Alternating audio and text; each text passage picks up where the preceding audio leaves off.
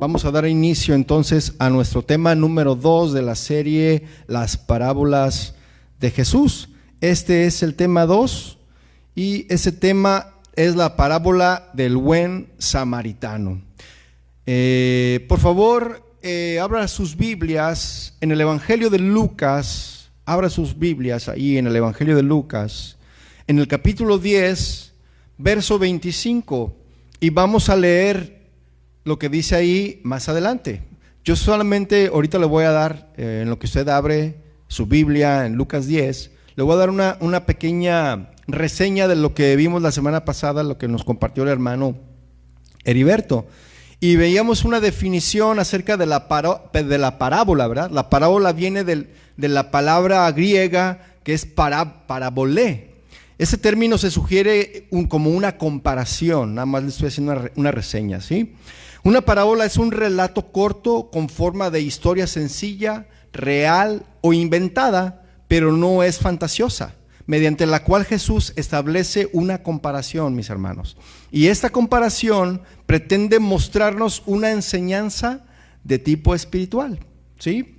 La parábola es diferente a la metáfora, que consiste en una palabra usada como un significado o en un contexto diferente al habitual.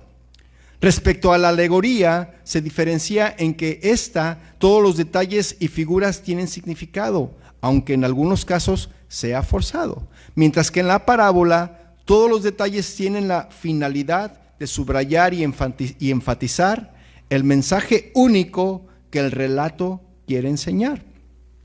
Y también vimos algunas características, ¿verdad?, de la parábola, y yo voy a mencionar solamente algunas características. Son varias, pero yo voy a mencionar nada más algunas, ¿sí? Tiene forma de narración. La parábola tiene una forma de narración, una especie de cuento de tamaño variable. Esa es la parábola. Son relatos de la vida diaria, no son asuntos complejos ni rebuscados. Los elementos que las constituyen están tomados de experiencias cotidianas de Jesús y sus oyentes, ¿verdad? Son experiencias cotidianas, es decir, habla de semillas, habla de ovejas, de deudores, de préstamos, y por eso se dice que son relatos verosímiles, es decir, que son verdaderos y no fantasiosos, ¿verdad? Son más apegados a la verdad, ¿sí? A la realidad, ¿sí? Y en muchos casos la trama, mis hermanos, y sus elementos están tomados de la vida, y muchos oyentes de Jesús habrán tenido la misma experiencia cuando él la relata, ¿sí? Entonces, en general las parábolas evocan experiencias desconcertantes y en casi todas late una paradoja que rompe los esquemas usuales de la vida. Hay comerciantes que lo venden todo para comprar una sola perla, ¿verdad? Y así como que dice, ¿cómo? ¿Después de qué va a vivir? Si vende todo lo que tiene y compra una perla, ¿después de qué va a vivir, no? O sea, son desconcertantes, ¿no? Las parábolas en ocasiones. Entonces, las parábolas entonces son instrumentos que Jesús usó para exponer su mensaje a la gente sencilla, ¿sí? Pero en ocasiones también las usó como arma de dialéctica contra los líderes religiosos y sociales. Usted se preguntará, ¿qué es la dialéctica? La dialéctica, mis hermanos, es la técnica retórica de dialogar y discutir para descubrir la verdad mediante la exposición y confrontación de razonamientos y argumentaciones contrarios entre sí. ¿Sí, mis hermanos? Entonces Jesús utiliza las parábolas porque busca la claridad, mis hermanos. Habla en parábolas porque quiere que la gente le entienda. No son enigmas, y a la gente le fascinaban precisamente porque los entendían. Amén. Entonces, después de que di una reseña breve de lo que es la parábola, ¿sí? Basemos, por favor, al Evangelio de Lucas, ya lo tiene, ¿verdad?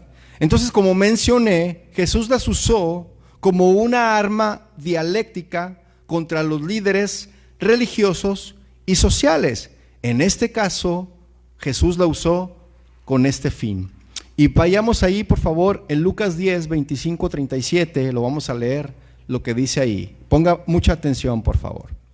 Después de estas cosas, designó el Señor también a otros 70, a quienes envió de dos en dos, delante de él a toda ciudad y lugar donde él había de ir. Y he aquí, un intérprete de la ley se levantó y dijo, para probarle. Antes de seguir, yo quiero nada más resaltar y recalcar que eso que dice aquí en estos primeros versículos, después de estas cosas designó el Señor también a otros 70 a quienes envió de dos en dos.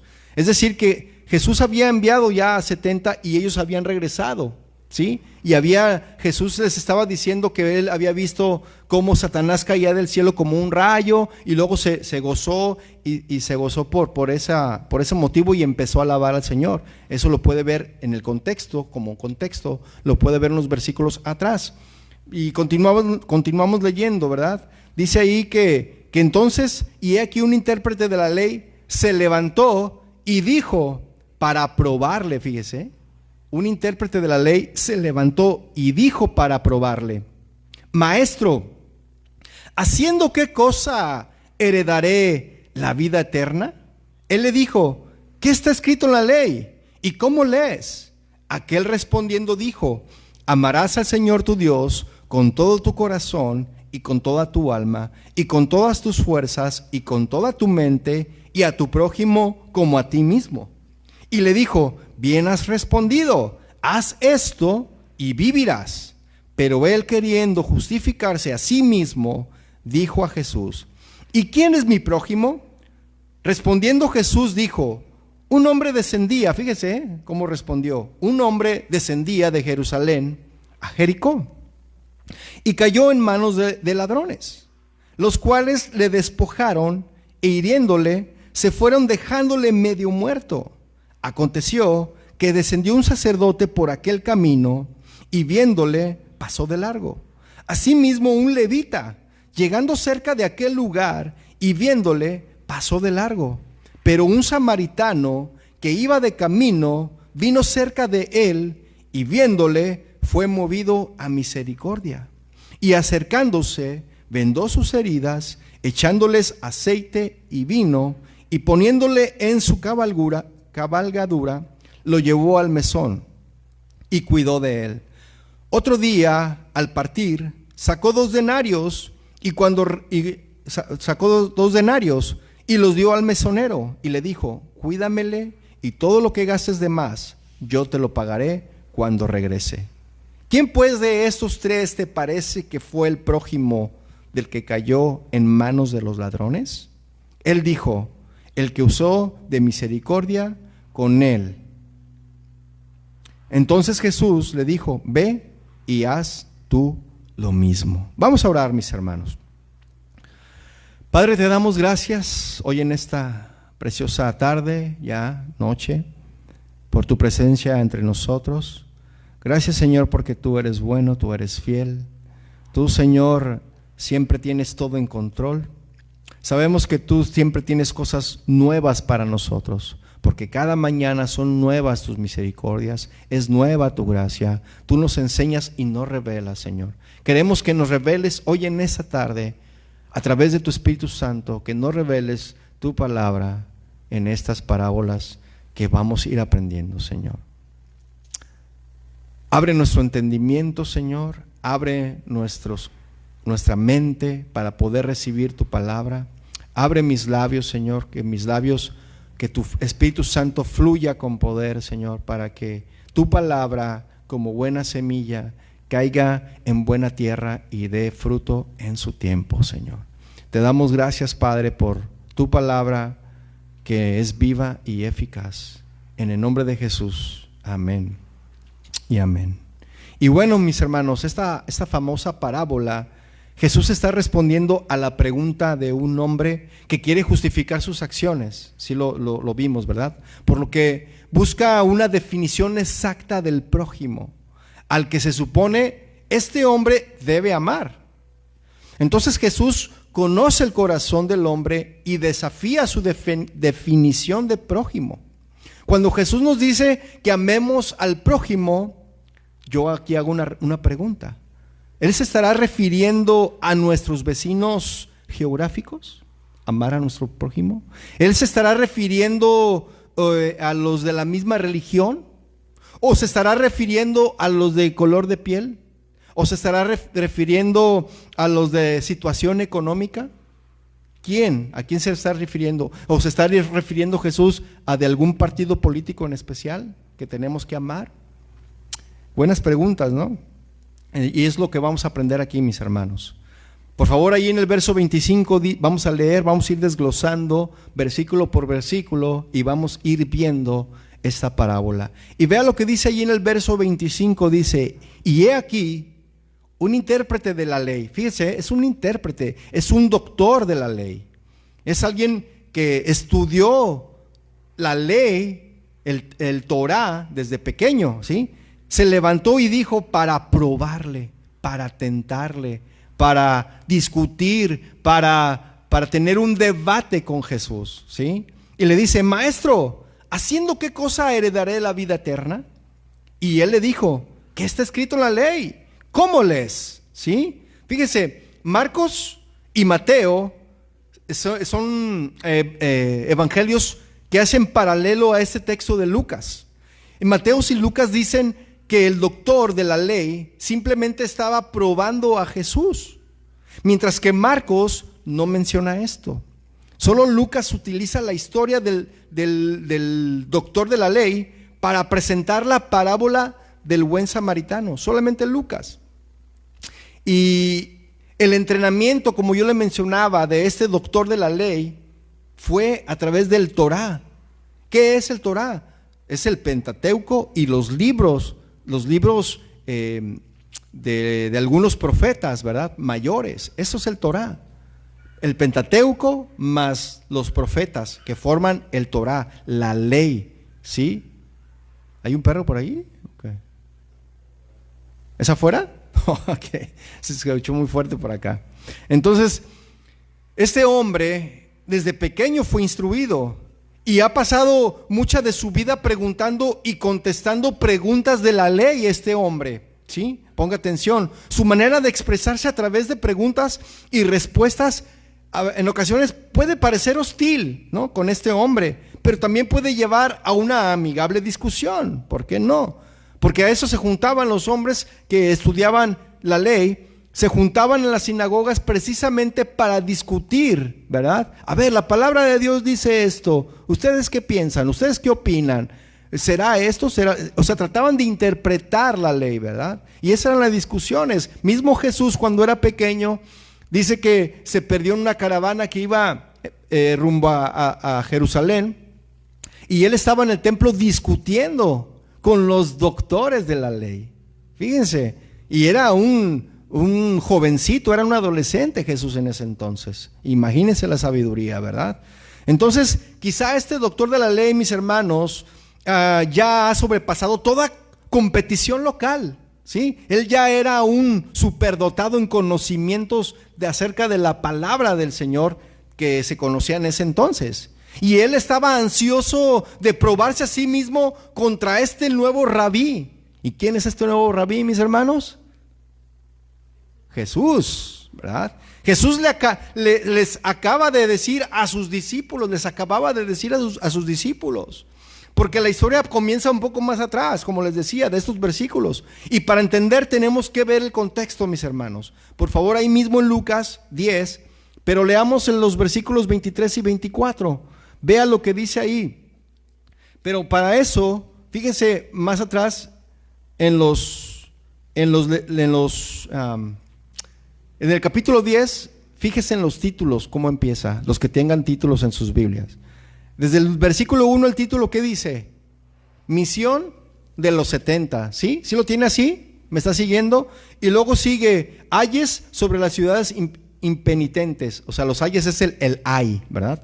Y luego dice, regreso de los 70. O sea, primero mandó a los 70 a una misión, pero ya venían los 70 de esa misión.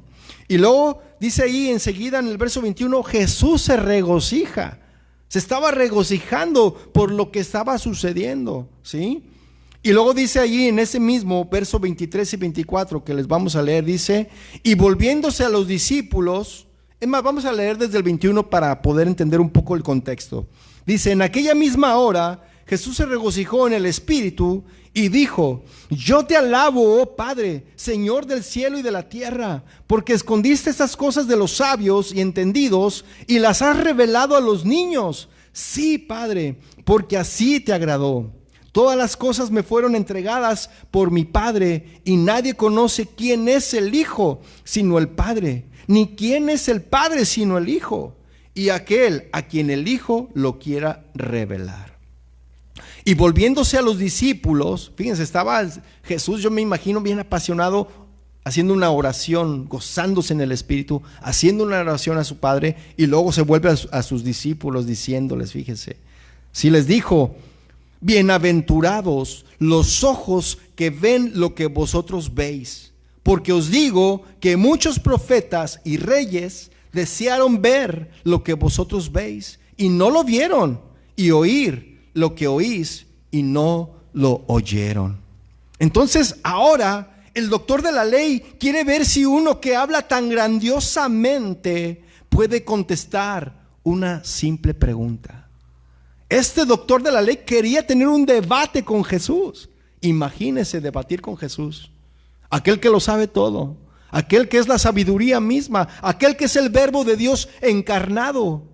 Y aquí llega un simple doctorcito de la ley, ¿sí?, que se sentía ya bien macho porque pues ya era súper graduado. Imagínese, kindergarten, ¿verdad? Graduado, ahí con su foto, con su ¿cómo se llama la boina esa que se ponen? Bueno, ahí ya desde el kindergarten, la foto del kindergarten, el elementary school, la middle school, el high school, ¿no? El college, ¿no? Ya estaba ya ahí con sus fotos todas de las graduaciones, ¿no? Y luego la universidad, y luego la maestría, y ahora el doctorado. Ya era el doctor de la ley. Y como ya era el doctor de la ley, él quería discutir con algún rabí, algún maestro, porque él dice: no, yo puedo más que un maestro, porque ya soy un doctor de la ley. Imagínense, ¿no? Entonces este doctor de la ley quiere ver si alguien como Jesús, que habla tan grandiosamente, puede contestar una simple pregunta. ¿Y cuál era esta simple pregunta, mis hermanos? Leamos el verso 25. ¿Qué dice ahí? Porque inmediatamente dice eso, y dice: y he aquí, un intérprete de la ley se levantó y dijo para probarle: Maestro, ¿haciendo qué cosa heredaré? Y esta palabra heredaré también significa poseeré. ¿Haciendo qué cosa heredaré la vida eterna? Y él usó esta palabra que es muy interesante. El control de una herencia está en manos del que la da, ¿sí o no? No, yo no tengo que hacer nada para heredar, ¿verdad? Nada. El que es dueño de una heredad, él sabrá quién se la va a heredar, ¿sí o no? ¿Están conmigo o tienen calor? Porque si no, ahorita les prendemos un ventilador. ¿Sí? Y no está en manos, la heredad no está en manos, la herencia no está en manos del que la recibe, ¿verdad que no? Ahora, ¿qué es una herencia, mis hermanos? ¿Qué es una herencia? La herencia es el conjunto de los bienes, derechos y obligaciones que cuando una persona muere transmite a sus herederos o legatarios. Herencia es, por lo tanto, mis hermanos, el derecho de heredar. Qué revelación, ¿no? De heredar es recibir algo de una situación anterior. Por ejemplo, Dios le prometió a Israel que heredaría la tierra prometida, ¿sí o no? Dios le prometió que iba a tener esa herencia. ¿Cuántos dicen amén? ¿Sí? Y si no me cree, por favor, abra su Biblia dejando un apartado ahí en Lucas y vaya por favor a Levítico, capítulo 20, verso 24. Levítico. ¿Sí? Y por cuestiones un poco de tiempo, se lo voy a ir leyendo en lo que usted lo busca. Levítico 20, 24. Amén. Pero a vosotros os he dicho, está hablando el Señor, vosotros poseeréis la tierra de ellos y yo os la daré para que la poseas por heredad. Tierra que fluye leche y miel, yo Jehová vuestro Dios, que os he apartado de los pueblos. El Señor estaba diciendo, yo lo afirmo, ustedes van a recibir esa tierra por herencia, la tierra donde fluye leche y miel. Por lo tanto, estas personas, el pueblo de Dios, ellos sabían, ellos comprendían que la herencia era un regalo, ¿verdad? Sin embargo, mis hermanos, es posible que una persona ofenda a su benefactor y pierda la herencia. Por ejemplo, el caso de un hombre que cuando llegó al cristianismo, su papá era un hombre muy rico y ya lo tenía en la herencia. Pero como este hombre conoció de Jesús, se convierte al cristianismo y su papá le dice, no, me has traicionado, le dice. Has traicionado la religión de mis padres y te volviste un aleluya. Por lo tanto, si no renuncias a ello, te voy a borrar de la herencia. ¿Qué cree que hizo este joven? Este joven dijo, no me importa la herencia porque yo tengo una mejor, que es celestial. Y ese caso fue verídico, ¿eh? También es posible, mis hermanos, dejar una impresión favorable sobre un benefactor y ganarse la herencia, ¿sí o no? Por ejemplo, aquí en Estados Unidos yo he escuchado casos o ha existido personas que son ya seniors, que ya son mayores de edad, que heredan a quienes los cuidaron, porque estas personas no tenían a ningún otro familiar. Yo he escuchado eso, como los cuidaron, los trataron bien y en agradecimiento les heredaron, ¿sí o no? Entonces el doctor de la ley pregunta qué es lo que tiene que hacer para impresionar favorablemente a Dios, ¿sí? Y así ganarse la herencia de la vida eterna. Es lo que estaba diciendo este doctor de la ley, este intérprete de la ley. Entonces un comentarista que por ahí yo estuve leyendo, un comentarista cuestiona lo que pasa en este intercambio entre Jesús y el intérprete de la ley. Y explica que el intérprete de la ley hizo su pregunta no para entender mejor, o sea, esa no era su pretensión, no era entender mejor, sino para ganar ventaja sobre Jesús. Él quería ganar ventaja haciendo esta pregunta, ¿sí? Y concluye este comentarista diciendo, no es una práctica del reino, esto no es una práctica del reino. ¿Por qué usted cree que el comentarista decía esto? ¿Por qué lo cree? Porque la pregunta que realizó el intérprete de la ley era una pregunta con malicia, mis hermanos. Era una pregunta maliciosa. Él quería tomar ventaja. Él quería ganar el debate. Y hizo una pregunta maliciosa. ¿Usted ha visto los debates entre los políticos? ¿Cómo se tiran tierra? ¿Cómo se toman ventaja entre ellos? ¿Se investigan primero todos y se sacan sus trapitos al sol, como decimos en México? ¿Sí? Y empiezan a atacarse por ese lado. Y él, este intérprete de la ley, quería tomar ventaja haciendo esta pregunta. ¿Sí? Entonces Jesús, como él lo sabe todo, él le responde a este intérprete de la ley con dos preguntas. Ya que él sabe, ¿verdad?, bajo qué motivación, Jesús sabe bajo qué motivación, bajo qué circunstancias decimos o hacemos las cosas. Él lo sabe todo, mis hermanos. Usted puede engañar al pastor, usted puede engañar a su hermano y decir que todo está bien, pero ¿sabe una cosa? Dios lo conoce todo. ¿Cuántos dicen amén? Amén. Están muy serios, hermanos. Y ¿sabe una cosa, mis hermanos? Jesús le responde a ese doctor de la ley con dos preguntas, ¿sí? Y ¿sabe una cosa? Nosotros en nuestra naturaleza a veces metemos hilo para sacar aguja. Y esto era lo que el doctor de la ley estaba haciendo, el intérprete. Pero mira lo que Jesús le respondió con esas dos preguntas, ahí en el verso 26. ¿Qué dice ahí? La pregunta que le hace Jesús dice, ¿qué está escrito de la ley? ¿Cómo lees? Le está diciendo Jesús, ¿sí o no? La pregunta de Jesús, Jesús le estaba devolviendo, ¿verdad?, el reto a este intérprete de la ley. Con estas preguntas Jesús le estaba devolviendo el reto al intérprete de la ley, ¿sí? Tú eres el experto. Con estas preguntas Jesús le estaba diciendo, oye, tú eres el experto, has pasado toda tu vida estudiando la ley, dímelo tú a mí. Y la respuesta de Jesús también, mis hermanos, sirve para dirigir la discusión hacia las Escrituras. Fundamento de la vida judía, porque las escrituras eran las bases, son el fundamento de la vida de los judíos, porque hoy en día ellos siguen estudiando desde pequeños, mis hermanos.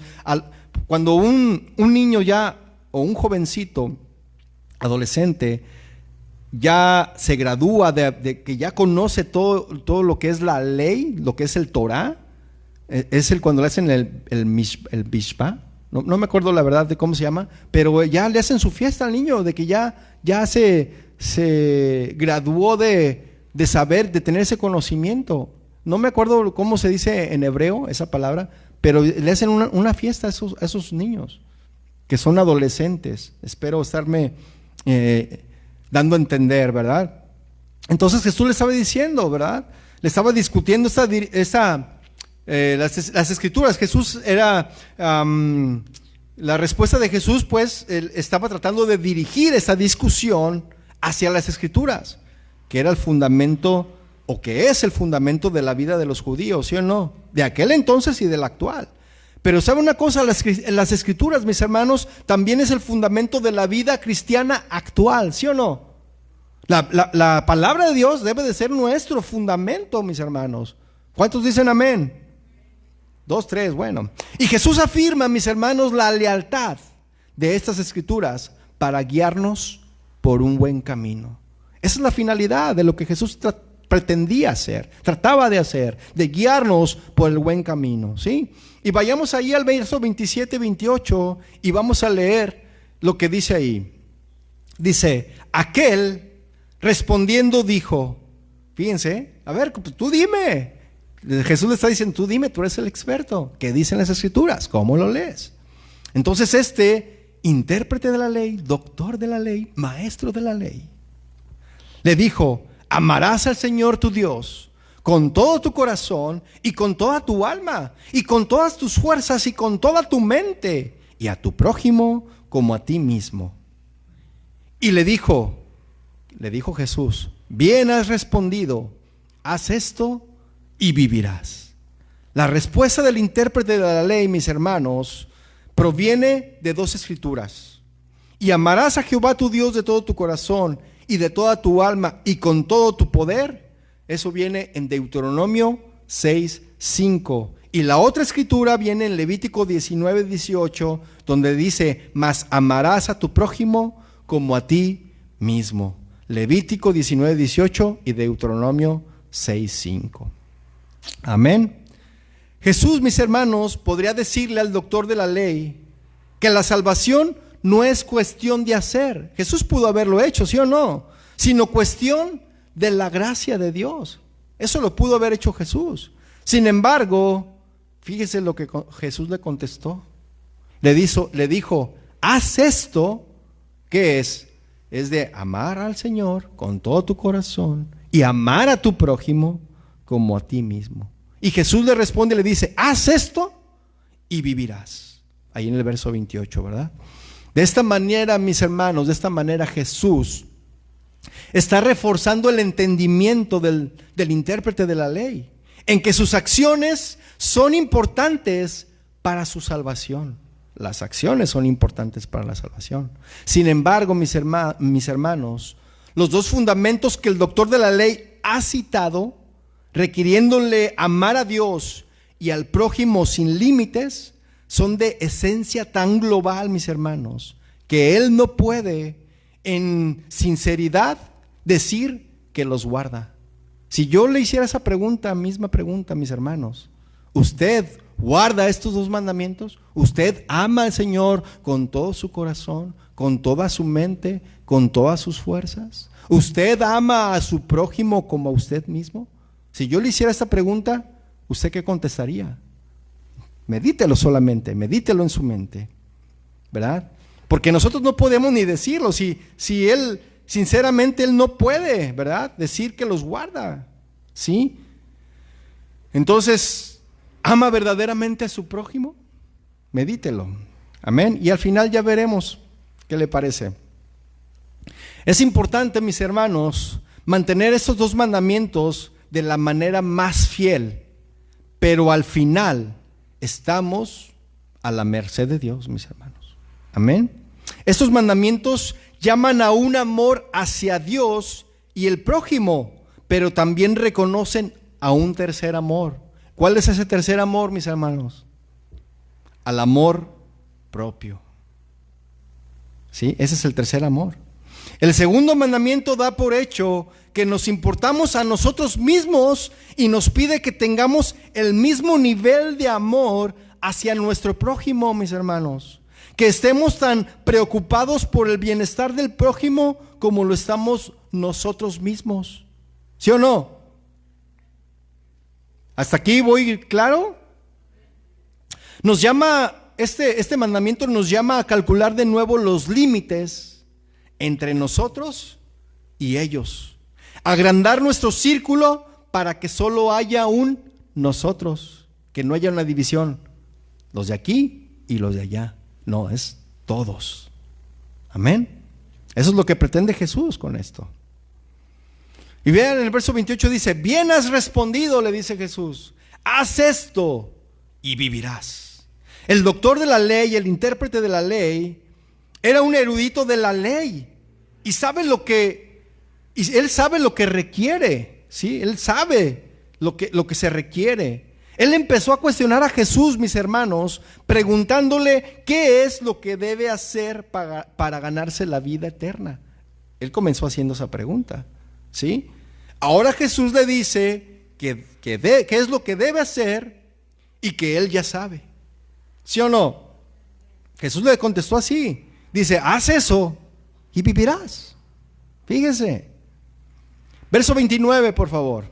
Dice: mas él, este intérprete de la ley, queriéndose justificar a sí mismo, dijo a Jesús: ¿y quién es mi prójimo? A ver, ¿cómo a veces hacemos preguntas muy obvias, no? Sí, ves a alguna hermana que tenías años que no la veías y la ves embarazada y le haces la pregunta: ¿estás embarazada? No, es hinchazón, ¿verdad? No, pues claro que está embarazada, ¿verdad? Hacemos preguntas a veces, mis hermanos, muy obvias, ¿no? Y el intérprete de la ley estaba haciendo una pregunta muy obvia: ¿quién es mi prójimo? Y lo hizo para justificarse, ¿sí? Y esa es una pregunta práctica, mis hermanos, presentada por un hablador hábil. Esta persona era hábil al momento de hablar y él quiere justificarse, ¿sí? Quiere ganarse unos puntos en el debate. O sea, fíjense cómo está el debate: pregunta y pregunta, pregunta y pregunta, ¿sí? Entonces, ¿cómo puede este intérprete de la ley obedecer el segundo mandamiento sin saber quién es su prójimo? ¿Cómo lo puede obedecer? Él mismo dio la respuesta: amarás al Señor tu Dios con todo tu corazón, con toda tu mente, y a tu prójimo como a ti mismo. Pero entonces, ¿cómo está diciendo eso y no sabe quién es su prójimo? ¿Qué preguntas, no, mis hermanos? Y a veces así somos delante del Señor, mis hermanos. ¿Usted sabe quién es su prójimo? Piénselo. ¿Usted sabe quién es su prójimo? ¿Ustedes creen que este hombre no sabía cuál era su prójimo? ¿Ustedes creen que no sabía? ¿Usted qué cree? Claro que sí sabía, ¿verdad? ¿Cuál era la intención de este hombre al hacer esta pregunta? ¿Cuál era su intención, mis hermanos? Él estaba mostrando, en primer lugar, estaba mostrando orgullo. Él estaba mostrando su orgullo, porque él pretendía sentir que sabía más. Estaba mostrando su orgullo. Y la pregunta, una vez más, era maliciosa como la primera. ¿Qué debo de hacer para heredar el reino? ¿Sí? ¿Qué debo hacer? Y otra vez, otra pregunta maliciosa: ¿y quién es mi prójimo? ¿Sí? En la superficie, mis hermanos, en lo superficial, este intérprete de la ley pregunta a quién debe amar. Él está preguntando eso. Sin embargo, mis hermanos, a un nivel más profundo, le está pidiendo a Jesús que defina los límites. Sí, que los defina. De esta manera sabrá quién no se le requiere amar. Si determina quién es su prójimo, también sabrá quién es o quién no es su prójimo. Es lo que pretendía este hombre. Si Jesús me dice, no, pues tu prójimo, nada más los de Israel. Entonces no debo de amar a los demás de las otras naciones. Entonces los de las otras naciones no son mi prójimo, solamente los de Israel. Esa era una pregunta maliciosa, mis hermanos.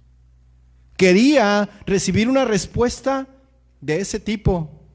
¿Por qué? Porque acuérdese que dice al principio que era para tentarle. Le hizo esa pregunta para tentarle, para probarle.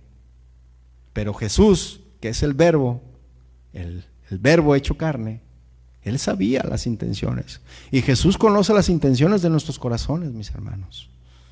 Amén. Este hombre quería, con esa malicia, que Jesús contestara una pregunta así. Tu prójimo es nada más ellos, ¿sí? Fíjense, en el Antiguo Testamento, mis hermanos, hay un fuerte énfasis en la separación de Israel de las gentes a su alrededor. Lo puede usted buscar después en Deuteronomio 7, ¿sí? El mismo capítulo que requiere amar al prójimo también dice, fíjese, Levítico 19:34. ¿Se acuerda que leímos Levítico 19:18 que decía, amarás a tu prójimo como a ti mismo? Y ahí más adelante en el verso 34 dice este versículo, como a un natural de vosotros tendréis al extranjero, que peregrinare entre vosotros, y ámalo como a ti mismo, porque peregrinos fuisteis en la tierra de Egipto, yo Jehová vuestro Dios. Fíjese, Dios ya estaba estableciendo el amor a nuestro prójimo, aunque no fueran de la misma nación, ¿sí? Y eso amplía bastante la definición del prójimo, ¿sí o no? Un hecho que el intérprete de la ley sabe bien, porque él conocía estos versículos, mis hermanos. Él sabía bien quién era su prójimo, ¿sí o no? Él lo sabía bien. Sin embargo, lo que no se puede imaginar es lo lejos que Jesús llevará esta definición, mis hermanos. Por ejemplo, usted ha escuchado a la gente, bueno, yo la verdad, debo confesarlo, yo he dicho, esos chinos donde quiera andan, ¿verdad? Que el Señor me perdone por decir eso, porque ellos también son mi prójimo. Esos chinos hasta en la sopa los veo, ¿no? Ellos son mi prójimo también, ¿sí? Esos latinos que nomás se meten en problemas y nos queman a todos. ¿Lo ha dicho? ¿Lo ha dicho usted? Pues si usted ve y habla así de alguien, así, ese es su prójimo. No tiene que hablar de su prójimo. Tiene que amar a su prójimo, ¿sí? No, es que esas personas vienen de rancho y vienen sin educación. ¿Lo ha dicho? ¿Lo ha dicho o no? No, yo lo estoy haciendo preguntas nada más para que usted lo medite y lo reflexione, ¿sí? Pues aún esa persona que viene de ese pueblo, de ese rancho, es nuestro prójimo. Y aunque no tenga el nivel de estudios que tú tienes, es tu prójimo. ¿Me estoy dando a entender, mis hermanos? En esto, mis hermanos, nosotros mostramos nuestra falta de amor hacia el prójimo al hacer este tipo de comentarios despectivos. Estamos mostrando nuestra falta de amor. Jesús podría decir, pudo haberle dicho aquí al intérprete de la ley, todos, absolutamente todos son tu prójimo, ¿sí o no? Él pudo haberlo dicho así, él pudo contestar así, pero sin embargo, en vez de ello, cuenta una historia que nos alienta a fijarnos más en el prójimo que se encuentra al otro lado de la reja, que en la reja misma, mis hermanos, que está del otro lado de la cerca, pues, ¿sí? Que en la cerca misma. Cuando fijamos los ojos en la cerca, mis hermanos, no vemos claramente a nuestro prójimo. Sin embargo, cuando miramos a nuestro prójimo, apenas podemos ver la cerca.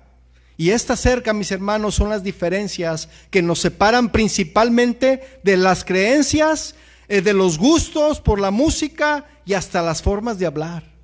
¿Sí o no?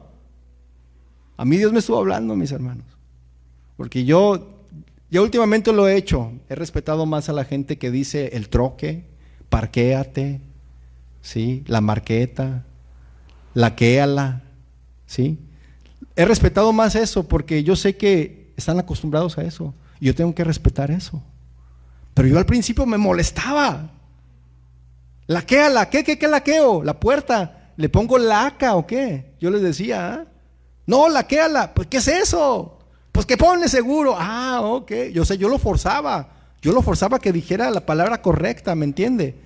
Pero bueno, la gente está acostumbrada a decir eso, la troca, el troque, ¿sí? ¿Me entiende? Yo tengo que respetar eso. Pero al principio a mí me molestaba. Y ahora ya, créame que lucho con eso, pero a veces hasta yo lo digo ya. Ay, Señor. Pero bueno, entonces, esa reja o esa cerca que nos divide son esas diferencias, mis hermanos. ¿Sí? La historia de Jesús, mis hermanos, puede tener sus raíces en 2 de Corintios 28, del 5 a 15. Usted lo lee después en su casa. En esa historia, los samaritanos rescataron a judíos que habían sido derrotados en batalla. Les alimentaron, les vistieron, les ungieron y les llevaron a sus hogares en Jericó, los samaritanos a los de Israel.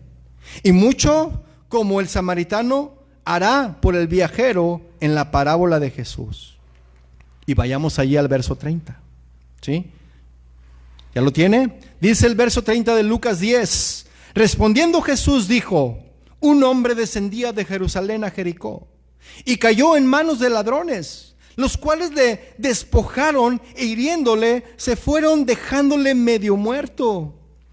Jesús nos dice poco del viajero, ¿sí o no? No dice nada más que era un viajero que se convierte en una víctima de ladrones. No sabemos si era judío, no sabemos si era samaritano, no sabemos si era extranjero.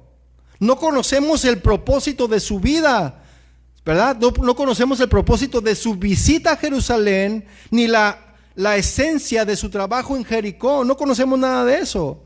Jerusalén, miren mis hermanos, Jerusalén está situada en terreno montañoso y el camino a Jericó es curvo y rocoso, bajando más de 3,000 pies de altura en solo 17 millas. El terreno provee ladrones con la oportunidad de emboscar al viajero y de tener rutas fáciles de escape. Siempre que sea posible, gente viaja en grupos por estos caminos, precisamente para evitar esto. Usted es cuando va a México, ¿no? Dice, pues vámonos en caravana, porque si me voy yo solo manejando, pues si te vas solo manejando, no manejes en la noche, ¿no? Es lo primero que nos dicen cuando vamos a México. Mi lindo México, que Dios bendiga a México, ¿verdad? Y en esta semana precisamente un compañero del trabajo me estaba platicando que porque él es de Durango, fíjate, de por allá, por cerca de donde tú eres, brother, creo que es de ahí cerca del Oro, y que él iba manejando y se pasó y que ya iba a Monterrey, que en esa misma carretera creo que te lleva a Monterrey, y que un trailero lo paró y le dijo, ¿sabes qué? Vete con cuidado o mejor regrésate, porque sabes que este camino es muy peligroso. Entonces, si no van más carros acompañándose, y dice, no, yo empecé a manejar y ya vi la carretera muy sola, dice, y ya me empecé a preocupar porque ya no conocía el lugar, ¿sí? Y que le dijo a su esposa, oye, ¿sabes qué? Se me hace que ya nos perdimos. Y ese trailero lo hizo que se parara y le dijo, lo advirtió. Y dijo, no, pues me fui atrás de él, me fui corriendo, o sea, bien pegado. Dice, ¿y cómo te fue? No, pues la libré. Pero me dijo que ese lugar era bien peligroso y con razón estaba sola la carretera. Y así de la misma manera, este lugar para ir a Jericó, ¿sí? De Jerusalén a Jericó era un lugar peligroso, mis hermanos. Como era rocoso, era montañoso, había lugar donde se podían esconder los ladrones. Podían emboscar a aquel que iba de solitario y lo podían asaltar y le podían robar. Eran cosas que la gente conocía, ¿sí? Entonces, al viajar este hombre tomó un riesgo y pagó un alto precio por su decisión, mis hermanos. de viajar solo. El samaritano, sin embargo, no se pregunta si el viajero mismo se causó el problema, sino que se detiene para ayudarle, ¿verdad? Él no dijo, ay, ¿por qué está aquí tirado este hombre? Él no dijo eso, no menciona nada de eso. Él se detuvo para ayudar a ese hombre, ¿sí o no? Entonces a veces nosotros solemos agrupar, mis hermanos, a gente necesitada en dos categorías: los que merecen y los que no merecen la ayuda. En eso agrupamos a la gente, de verdad se lo digo. Y esto, mis hermanos, nos da la flexibilidad de poder excusarnos a nosotros mismos al momento de tener que ayudar a los que no lo merecen. No, es que él no se lo merece, yo por eso no lo ayudé. ¿Sí? ¿Está conmigo? El ser cristiano, mis hermanos, sin embargo, se trata de ayudar a los que no lo merecen. ¿Me estoy explicando? El ser cristiano se trata de ayudar a quienes no lo merecen. Eso es ser cristiano. Amén. Porque eso es lo que dice Romanos 5:8, mis hermanos. Romanos 5:8 dice: mas Dios muestra su amor para con nosotros en que, siendo aún pecadores, Cristo murió por nosotros. ¿Lo merecíamos? ¿Merecíamos que Cristo muriera por nosotros? Claro que no. Mas sin embargo, Cristo murió por nosotros. En eso consiste el cristianismo, mis hermanos: en amar, en ayudar a aquel que no lo merece. ¿Está conmigo? Dice el verso 30, le despojaron. Sí, sería posible para los transeúntes determinar algo de la identidad del hombre caído según su ropa o su manera de hablar, pero los ladrones, mis hermanos, le han despojado de su ropa y le han dejado inconsciente. Por lo tanto, le han dejado irreconocible. Lo dejaron, imagínense a alguien golpeado, tirado ahí, queda irreconocible. Perdón, nada más voy a hacer rápido un paréntesis. Yo recuerdo bien, hace muchos años, cuando yo era un niño, tenía la edad de Santiago o más chico. Yo recuerdo que una vez mi abuelo venía de un lugar, estaba en un lugar muy despoblado, venía en la noche y había muchos pandilleros. Pues lo agarraron, lo asaltaron, lo golpearon como al samaritano. ¿Te acuerdas, ma? Cuando golpearon a mi abuelito. Y lo vi, y no, yo lo vi, ay, híjole, parecía Santo Cristo, mis hermanos. O sea, todo golpeado, más una oreja hasta rajada. O sea, lo golpearon feo y nomás por asaltarlo. O sea, estaba todo golpeado. Imagínese este hombre, todo golpeado. ¿Por qué? Con tal de asaltarlo. Y a veces la gente se resiste al asalto, ¿verdad? Y cuando te resistes al asalto te va peor. Yo no sé si aconsejar esto o no, mis hermanos. La verdad, le pido a Dios sabiduría. Pero si usted lo asaltan y traen a alguien una arma, ¿sabe qué? Ten, ahí te va. Llévatelo. No importa, llévatelo. ¿Qué vale más? ¿Lo material o tu vida? ¿Qué vale más? No sé si este hombre forcejeó, tampoco lo dice la palabra. Pero sí dice que recibió una golpiza y que quedó ahí medio muerto tirado en el camino. Sí dice eso, ¿sí o no? Entonces, los que pasaban por ahí quizás se detenían más rápidamente o se hubieran detenido más rápidamente si pudieran identificar al hombre como miembro de su grupo, pero no pueden hacer eso porque estaba irreconocible, ¿sí? Y vea el verso 31 lo que dice ahí: aconteció que descendió un sacerdote por aquel camino y viéndole pasó de largo. Un sacerdote, iba el pastor, ¿verdad? Por ahí, el pastor, el padrecito, el pastor, como quiera ponerle, el papa, como quiera decirle, el Dalai Lama o quien quiera decirle. Iba pasando por ahí y lo vio tirado a este hombre y dice que pasó de largo, ¿sí? Así mismo dice el verso 32, así mismo un levita, un músico que tocaba la alabanza, iba con su teclado y unos cables por acá y el micrófono, iba caminando, ¿sí? Y uno atrás con el pandero, ¿no? Le colgaba el pandero y pues iba tocando el pandero. Y ahí iba el levita, ¿verdad? Caminando. Y dice que llegando cerca de aquel lugar y viéndole, porque lo vio, pasó de largo. Qué cosas, ¿no? Cualquiera diría, no, pues, o cualquiera esperaría compasión, ¿no? De estas personas que se dedican o que trabajan ahí en el templo, ¿sí o no? Esperaríamos compasión. Y damos por un hecho que el sacerdote y el levita ayudarían, ¿sí o no? O deberían de ayudar. Pero pasan al hombre de un lado y Jesús no dice por qué no se detienen. Él no lo menciona. Quizá estos hombres no se detuvieron en el camino porque ellos tenían que cumplir algunos servicios, llevaban prisa y a lo mejor tenían que cumplir algunos servicios, ¿sí? Quizá teman que la víctima esté muerta y sabe que una persona judío, ¿verdad? Cualquier judío que tocara a un muerto se consideraba inmundo por 7 días y debería de pasar por una ceremonia de purificación al 3er y 7º día para no ser rechazado por la asamblea. A lo mejor por eso también pasaron de largo y dijeron, a lo mejor este hombre está muerto y si lo toco me contamino. No sabemos, ¿verdad? Jesús no lo menciona. Quizá tengan miedo pensando que el hombre ha sido puesto ahí para hacerles caer en una emboscada también. Quizá estén sobrellevados por la logística de que tienen que transportar a un hombre herido a través de las montañas. Imagínense lo dificultoso que debía de ser cargar con un hombre herido. ¿Sí? En aquel entonces no había ambulancias, mis hermanos, no había 911 en aquel entonces. Usted mismo tenía que levantarlo, cargarlo y en su burro y llevarlo al primer lugar, a la primer posada. Quizá el levita ve al sacerdote pasar también, ¿sí? Y queda influenciado por su ejemplo. Dice, no, pues si el sacerdote hizo eso, pues yo también. Y pasó, ¿verdad? De largo. Entonces, miren, mis hermanos, no debemos de satanizar, ¿verdad? La acción del sacerdote y el levita.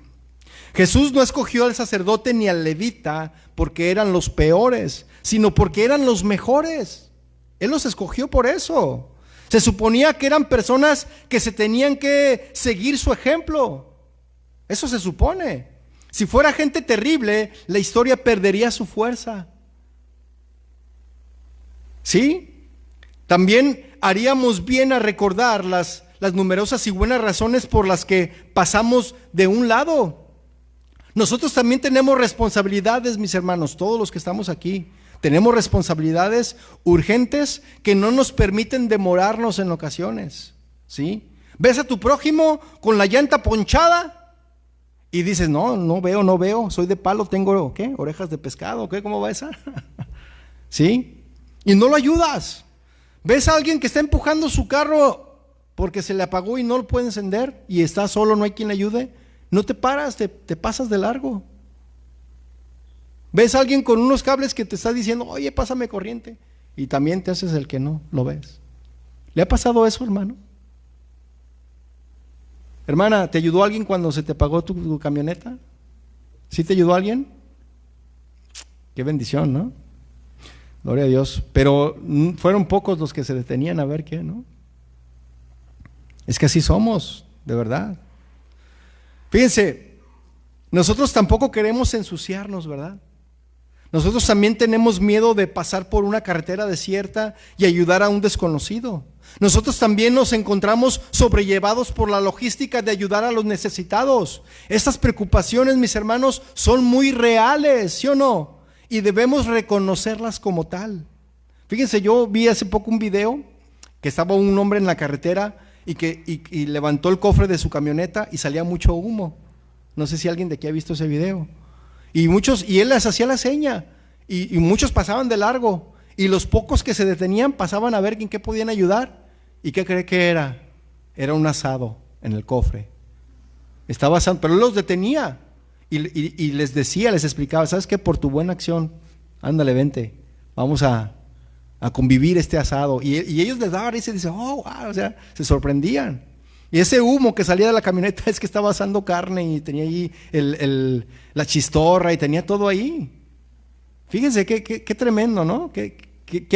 Imagínense la sorpresa de ese hombre. se detenían, y eran pocos los que se detenían a ayudar. Eso está tremendo, ¿no? Algún día voy a hacer eso aquí, mis hermanos. A ver cuántos de aquí se detienen. Verso 33, mis hermanos. Pero un samaritano que iba de camino vino cerca de él y viéndole fue movido a misericordia. Y acercándose, vendó sus heridas, echándoles aceite y vino, y poniéndole en su cabalgadura, lo llevó al mesón y cuidó de él. Otro día, al partir, sacó los 2 denarios y los dio al mesonero y le dijo: cuídamele, y todo lo que gastes de más, yo te lo pagaré cuando regreses. Pero un samaritano. Eso es de recalcar, mis hermanos, que Jesús mencionara primero al sacerdote, que mencionara al levita y que por último mencionara al samaritano. La estilística narrativa, mis hermanos, de la época hace que el tercer personaje en una serie de 3 rompa la norma establecida, porque una parábola es lo que hace, rompe las normas. Lo leímos, ¿verdad? Rompió la norma establecida por el primer y segundo personaje. Esta historia se conforma a esa norma. Por la progresión natural sería así, fíjese, por la progresión natural debería de ser el sacerdote, el levita y el israelita, ¿sí o no? Así tenía que haber sido. Pero más sin embargo, Jesús menciona al samaritano. Jesús hace una historia completamente diferente al escoger al samaritano como la persona que rompe la norma. ¿Sí? Judíos consideran a samaritanos como gente de media raza, casados con paganos, contaminados, gente que no merece servir a Dios. Judíos evitan contacto con samaritanos siempre que sea posible y les consideran aún peor que paganos. A veces les decían que eran unos perros, así se referían. Suena fuerte, pero así lo menciona la palabra de Dios. Al fin y al cabo, los samaritanos estaban incluidos en la promesa, pero no se valoraron lo suficiente para mantenerse puros. Además, mis hermanos, los samaritanos, que ya lo veremos, ya lo estudiaremos, se oponían a la reconstrucción del templo, y eso lo vemos en Esdras, en Nehemías también, y establecieron un templo rival en el monte del Gerizim. Igual que sabemos poco acerca de la víctima, porque no sabemos nada de la víctima, ¿verdad? Sabemos poco acerca del samaritano, ¿sí o no? Solo sabemos que él está dispuesto a ayudar, aunque se encuentre en un territorio judío, entre gente que no se inclinaría a ayudarle a él en circunstancias parecidas. ¿Usted qué cree? ¿Que este hombre, si fuera el samaritano golpeado, se hubieran detenido los israelitas? Claro que no. Dice aquí, y viéndole, en el verso 33 dice, y viéndole. Esa es la primera de las acciones de redención, mis hermanos, del samaritano. Ve al hombre herido, no separa la vista, no ve al hombre herido como un pedazo de carne ahí todo por sin ningún lado, sin esperanzas. Ve al hombre y, como veremos, mis hermanos, siente su dolor. El samaritano siente el dolor de este hombre. Y sabe una cosa, mis hermanos, Cristo vio la condición del hombre sin esperanza y fue movido a misericordia. Él vio nuestra condición, mis hermanos, y fue movido a misericordia. Él se detuvo para ayudarnos. Él descendió. Amén. Y esta palabra de misericordia, de que fue movido en misericordia, esta palabra misericordia es una compasión hasta la profundidad de las entrañas. No por interés, mis hermanos, sino por amor. ¿Sí? Puso esa misericordia en acción al vendar y echar aceite y vino sobre sus heridas. Como lo dice en el verso 34, echándoles aceite y vino. Y fíjese una cosa, mis hermanos, curar una herida no era de que, ay, nomás déjate curo rápido y ya vámonos. No, él lo vio desde lejos, vio que estaba herido, que no se movía.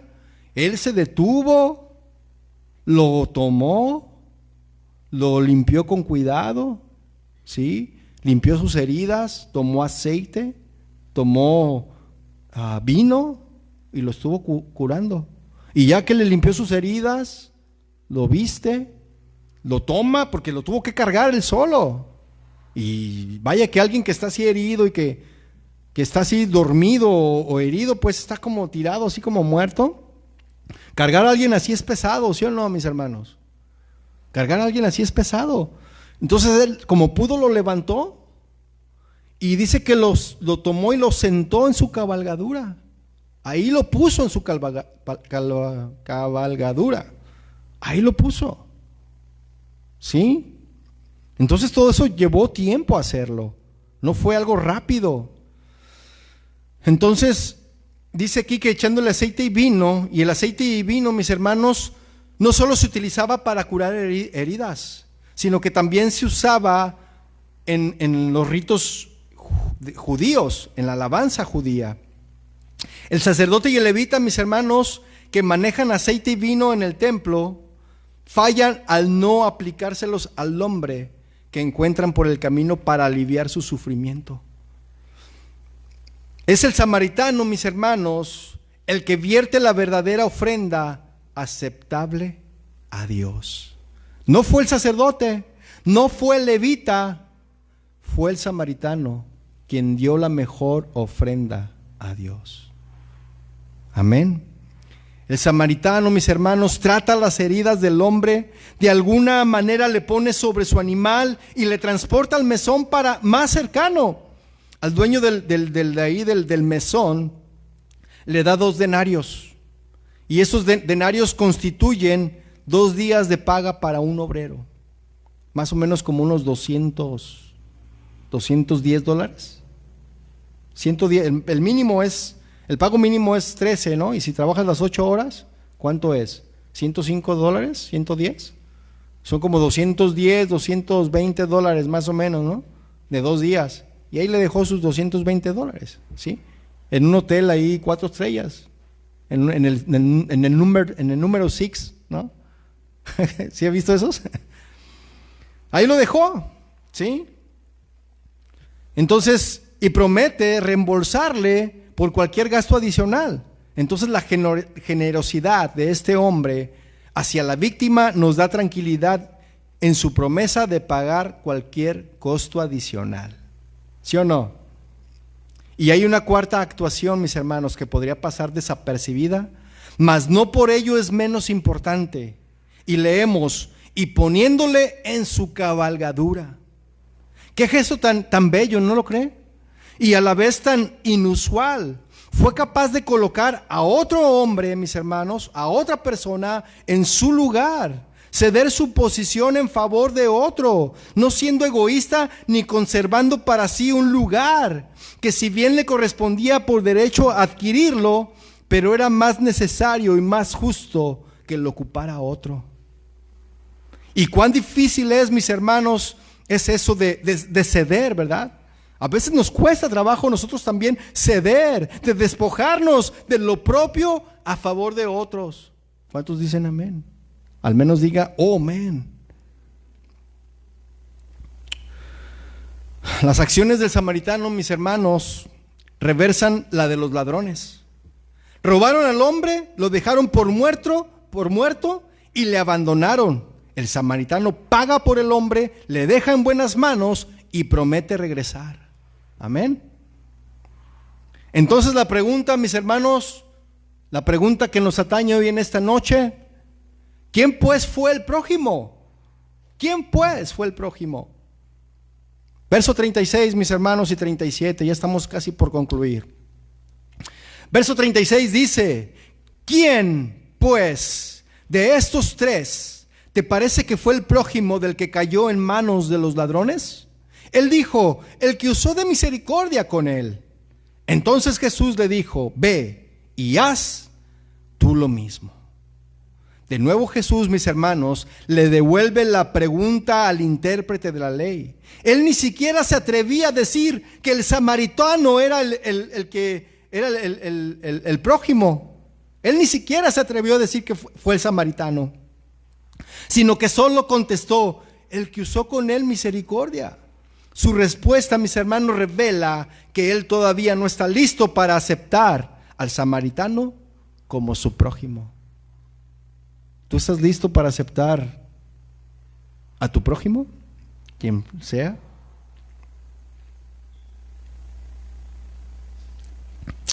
En este intercambio, mis hermanos, de diálogo, Jesús nos ayuda a definir la palabra prójimo, no en cuestión de límites, sino en cuestión de relaciones y necesidades humanas, mis hermanos. Los límites de amistad entre prójimos vienen, no de fuera, sino de dentro. Podemos ser prójimo para cualquiera que nos acepte como tal. La persona necesitada es el mejor candidato para ser nuestro prójimo, ¿sí o no? Porque es más probable ser aceptados por una persona que necesita nuestra ayuda. Déjeme contarle algo rápido.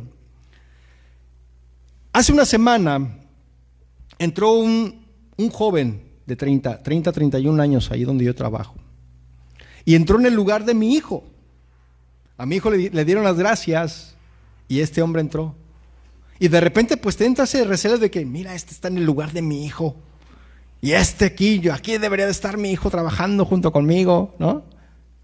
Pero ¿sabes qué? Cuando yo comencé a hablar con él, pude ver cuál era su necesidad. Y luego, aparte de todo eso, el dueño de la empresa, que es un gringo, es un norteamericano, llega conmigo y me dice, enséñale todo. Él te va a enseñar todo, él sabe todo. Dije, ¿yo? Y sí, el supervisor llega y enséñale, y ahí estoy yo enseñándole, y háblale así, y toda la semana. Tuve que hacerlo, hermano. Tuve que doblegar mi orgullo. Tuve que doblegar mi carne. Yo podía decir, no, que le enseñe a otro. Este viene a usurpar el lugar de mi hijo. Pero no, yo le enseñé. Y él platicando conmigo, pude entender su necesidad. De todo lo que él ha pasado. Él desde los 19 años está aquí en esta nación y le ha sufrido, le ha batallado. Y personas que no tienen amor por el prójimo, le hacemos la vida difícil a esas personas que tienen necesidad. No los ayudamos, al contrario, vemos la oportunidad o buscamos la oportunidad de cómo estorbarles, de cómo tumbarlos y de cómo quitarlos. Y así sucede en muchos trabajos aquí. Él me platicó de tantos trabajos, de tanta envidia, y que por envidia lo quitaban. Y como era una agencia, pues las agencias nomás te dicen gracias y te dan una patada y bye. No tienes derechos de nada. Qué tremendo, ¿no? Es eso. Yo cuando platiqué con este joven dije, no, yo no tengo que ser así. Y le enseñé todo, y ¿saben qué? Ya se quedó ahí haciendo lo que yo hacía. El Señor sabrá por qué, ¿verdad? Pero hoy recibí la noticia de que va a haber más trabajo y que ya quieren de regreso a mi hijo. Eso es algo maravilloso, mis hermanos. Si nos dejamos llevar por nuestra carne, Dios no nos va a bendecir. Tenemos que hacer lo que Dios dice, mis hermanos. Amar a nuestro prójimo como a nosotros mismos. Recuerda eso siempre, como a ti mismo. ¿Tú harías lo mismo contigo que lo que haces con otras personas? ¿Quién es tu prójimo? ¿Quién es tu prójimo? Y sabe, Jesús ya hizo lo mismo, mis hermanos. Ya para concluir, Jesús ya hizo lo mismo. Él fue despreciado. Dice Isaías 53, que Él fue despreciado entre los hombres, ¿sí? Experimentado en quebranto, en dolor, ¿sí? Igual que el samaritano, Jesús fue despreciado, porque los samaritanos eran personas despreciables ante los judíos. Jesús, sin embargo, sana los enfermos y se sacrifica a sí mismo para salvar a los pecadores, ¿sí o no? Él es la encarnación de la persona que nos llama a ser Jesús mismo, mis hermanos. ¿Con quién nos identificamos en esta parábola? ¿Con quién? Algunos se sienten como el hombre herido en la parábola y estarían felices de tener a un buen samaritano que les trajera alivio, ¿Sí o no? Otros se identifican con el samaritano. Algunos se identifican con el sacerdote y el levita. Tratan de hacer lo correcto, pero la necesidad humana es tan abrumadora que están tentados a pasar de largo por el otro lado. La misericordia, bien, no hay problema. Ponerla en acción cuesta más, pero también se puede hacer. Proveer para otro, con esfuerzo también se logra. Mas ceder a uno su lugar, sus privilegios, eso sí que cuesta. Ceder nuestro lugar, eso sí que cuesta, mis hermanos. Y gracias a Dios que sí hubo uno que así fue. ¿Sabe quién fue? ¿Quién cedió su lugar? Cristo. Cristo nuestro Señor, mis hermanos. Él es nuestro buen samaritano que nos rescató, nos salvó y no solo nos colocó en su lugar de privilegio y gloria, sino que ocupó Él nuestro lugar de castigo y humillación. ¿Cuántos dicen amén, mis hermanos? Amén.